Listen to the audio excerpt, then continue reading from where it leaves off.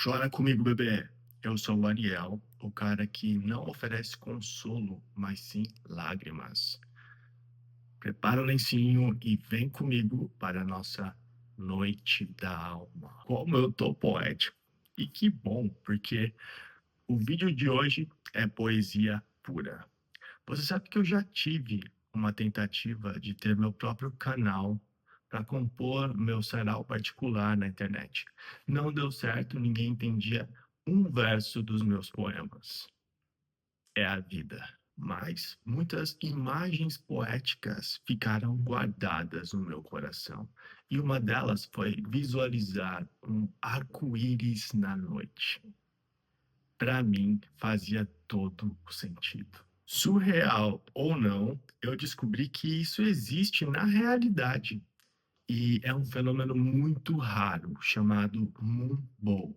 Um Moonbow ocorre quando a luz da lua é refratada por gotículas de água, como em névoas de cachoeira. É muito difícil de ver, muito raro, porque a luz da lua não possui a mesma intensidade que a luz do sol, é mais fraca e não consegue estimular os olhos a enxergar perfeitamente as cores do arco-íris, sendo possível só por meio de fotografias específicas. A olho nu, o Mumbo acaba que é percebido meio esbranquiçado mesmo, certo? O que me deixou fissurado pela ideia, mesmo que fantasiosa, de um arco-íris brilhando na noite com as 7 cores, vem muito acompanhado pelo conceito de orgulho da comunidade gay que usa o arco-íris como bandeira. Nós estamos falando de um símbolo antigo. Na mitologia judaica e cristã, foi o sinal dado para Noé de que Deus nunca mais destruiria o mundo com outro dilúvio. Na mitologia grega, o arco-íris era personificado por Íris, e meio que unia o mundo dos imortais ao mundo dos mortais, o que é parecido com a mitologia nórdica da ponte Bifrost, a ponte do arco-íris. Na mitologia chinesa está associado a um dragão, e na mitologia iorubá também tem a ver com ligar o céu e a terra. Já na mitologia aborígena australiana, captura melhor a essência do que chamou a minha atenção, que tem a ver com a transição entre a vida jovem e a vida adulta. E isso é muito relacionado também à comunidade LGBT, porque se trata de um período de experimentação e descobertas. Mais do que renovação e esperança, como na cultura religiosa atual, o arco-íris, embora também tenha um forte apelo infantil, sempre esteve então associado à liberdade, a transitar entre mundos, o mundo dos mortais e dos imortais, há uma ponte que nos conecta. Só que um arco-íris na noite é um pouco diferente, na minha opinião.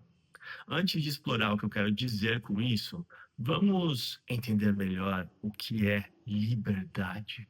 Platão definiu a liberdade como tornar-se senhor de si, controlar as paixões. O que Aristóteles definiu nos termos da prática da virtude. É até meio cristão isso, uma vibe Santo Agostinho de escolher Deus. Por isso eu acho chato. Já os estoicos definiram a liberdade como alguma coisa interior, que também depende de aceitar o que não está sob o nosso controle, como se todo o resto fosse escravidão, o corpo, a mente, a fortuna. No fim das contas, segue a linha anterior, uma liberdade insossa, tipo ser livre na cadeia. Eu sei que nós possuímos as nossas limitações, sendo humanos, como da nossa própria espécie. E isso é importante para a definição. Eu só acho meio sufocante, insosso, porque liberdade pede poesia. Aí nós temos Hobbes, Locke e Rousseau, com uma ideia de liberdade civil mais relacionada à vida pública em sociedade, direitos e governos. Eu chamo isso de burocracia da liberdade. Ser forçado a ser livre, isso é muito louco, porque mostra como nós somos obrigados à vontade geral. Isso é uma ironia. Se a liberdade não é uma escolha, parece uma cilada, propaganda enganosa. Eu gosto de como Kant define a liberdade como autonomia da vontade, uma lei que nós determinamos a nós mesmos, um imperativo categórico. Quando nós agimos por medo, quando nós agimos por comodismo ou quando nós agimos pensando na recompensa, nós não somos livres. Isso buga a minha cabeça, porque então nós não somos livres na maior parte do tempo. A liberdade transcendente é a verdadeira liberdade que depende da sua condição de moralidade. É aí que o bicho pega para mim. Quando nós emprestamos o conceito de moral de rebanho de Nietzsche, tudo se torna uma provocação da qual escapar. Como disse Sartre, nós somos radicalmente livres para nos projetar em qualquer direção, incluindo as nossas prisões. Mas é claro que nós sempre sabemos como escapar do medo, do comodismo, da busca por recompensa. E é angustiante, além de ser escandaloso. O que seria então liberdade discreta? É quando nós precisamos falar da noite da alma. Se a liberdade é tão insossa e burocrática, apenas mais um pretexto para o autocontrole revestido do verniz de filosofia, então nós somos como um lote de robôs. Será que quando um robô se olha no espelho, consegue se diferenciar dos outros? Sim, a liberdade precisa ser um imperativo categórico, a autonomia da vontade para superar a nossa lógica de programação, nossa biologia. Nosso fardo em ser livre é fazer isso o tempo todo, superar nossas fobias, nossas inclinações, nossos pequenos impulsos corruptos de cada dia. Eu não gosto de me referir a isso como controle. É preciso certa pureza com as palavras, e controle amarga o gosto de liberdade. Não concorda? A liberdade discreta é exatamente buscar a diferença sutil, despercebida, como se o robô fabricado com um padrão minucioso pudesse destoar em relação aos outros sem romper com a igualdade do restante do lote. Seria como os estoicos ensinaram, uma liberdade interior, pautada na angústia da nossa alma de não escolher ser livre. No fim das contas, nossos afetos esbarram no impedimento de que nós somos limitados no tempo.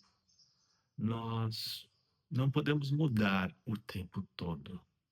Nós não podemos fazer um movimento de nos transformar em uma borboleta só porque nós nos afeiçoamos pela primavera. A liberdade discreta é, então, um jeito de amenizar a propaganda enganosa, como se nós assumíssemos que somos apenas timidamente livres. A ideia da noite representa muito bem o quanto isso é um território impreciso e escuro para uma espécie tão pretensiosa que quer dominar tudo. A grande questão é que a liberdade discreta, assim como o Mumble, é uma forma de consciência muito rara. A maioria das pessoas não gosta de destoar, prefere padrões de grupos. Tanto que a igualdade é um critério para o reino dos céus, um lugar onde todo mundo seguiu a mesma régua de um comportamento aceitável. Mas isso não existe. Se o meu gato, o senhor Morpheus, pudesse se comunicar comigo em língua portuguesa, será que eu deveria ignorar porque nós não somos da mesma espécie e não compartilhamos os mesmos padrões de igualdade? E é aí que está a contradição de um arco-íris na noite, porque alguma coisa tão rara não pode passar despercebida, mas nós estamos falando de um fenômeno que ninguém nem tem conhecimento. Pelo menos as pessoas com quem eu convivo nunca ouviram falar de Moonbows. Um arco-íris vibrante com as 7 cores na noite, então seria assustador para eles, assim como alguém consciente de sua liberdade discreta. Mas se uma nave alienígena chegasse, alguém precisaria ter a coragem de falar com os extraterrestres. Pode ter certeza que a maioria das pessoas não faria isso só por se perceber livre, pelo contrário, usaria sua liberdade como pretexto para permanecer camuflado na multidão. Mais do que um enigma poético incompreensível, a liberdade discreta também possui força política. O termo dá a impressão de aceitar um regime totalitário, liberdade discreta. Mas isso é ruim. Nós vivemos em um tempo em que democracia não significa absolutamente nada. Foi um modelo político proposto em uma sociedade politeísta como Grécia Antiga, como um reflexo de um mundo em que vários deuses possuíam voz. No mundo de hoje, um mundo globalizado que acredita em um só Deus e oprime qualquer outra forma de crença, democracia é vã.